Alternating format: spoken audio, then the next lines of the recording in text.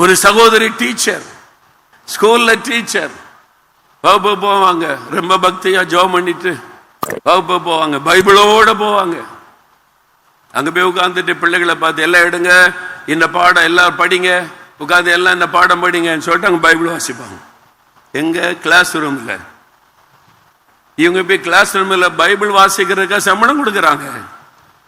நீ பைபிள் வாசிக்கிறது வீட்டுல, அங்க வாசித்து அங்க ஜெபம் பண்ணிட்டு அங்க வரணும். இடைவேளை நேரத்தில், சாப்பாட்டு இடைவேளை நேரத்தில் போய் வாசி.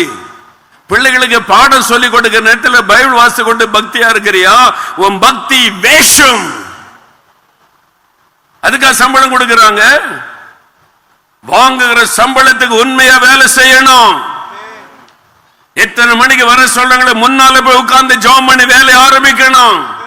5 மணி வரைக்கும் வேலைன்னா 4:30 எழும்ப கூடாது. 5:30 மணி வரைக்கும் இருந்துட்டு வேலையை முடிச்சுட்டு கர்த்தருக்கு ஸ்தோத்திரம் சொல்லிட்டு வரணும். உன்னுடைய உண்மைத்துவம் எங்கே? ஏமாற்றுகிற கிறிஸ்தவர்களாய் வாழுகிறோம்.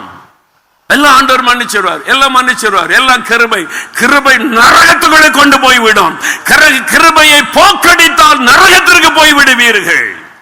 கிருபையை போக்கடித்து விடாதீர்கள் என்று வேதம் எச்சரிக்கிறார். பாவம் செய்வதற்கு அல்ல கிருபை, பரிசுத்தமாய் வாழ்வதற்கு கிருபை, உண்மையாய் வாழ்வதற்கு கிருபை. வேலையில உண்மையா இருக்கீங்களா?